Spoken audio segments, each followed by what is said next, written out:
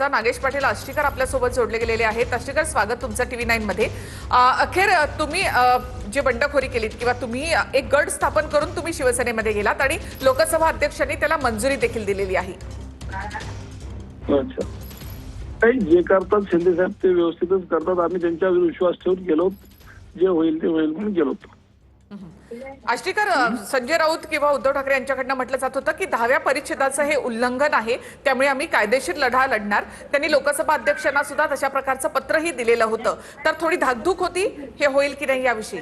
नाही नाही नाही, मला काही धाकधूक नव्हती, अजिबात धाकधूक नव्हती। जे शिंदे साहेब करतील ते ठीक म्हणून गेलेलं माणसं आहेत। निश्चितपणे काही धाकधुकी नव्हती, अजिबात धाकधुकी नव्हती।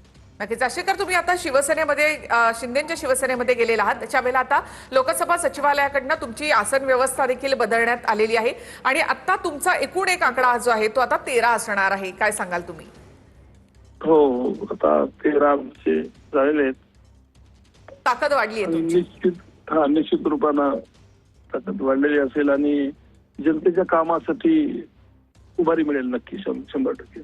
बरं, आष्टीकर थोडंसं थांबाल। अंबादास दानवे आपल्या सोबत जोडले गेले आहेत। अंबादासजी, तुम्हीही याविषयी म्हटलं होतं की 10व्या परिच्छेदाचं हे उल्लंघन आहे आणि लोकसभा अध्यक्षांनी आपलंही म्हणणं ऐकून घ्यावं, मात्र अखेर लोकसभा अध्यक्षांनी त्या संपूर्ण गटाला मंजुरी दिली आहे आणि विलिनीकरणाला मंजुरी दिली आहे।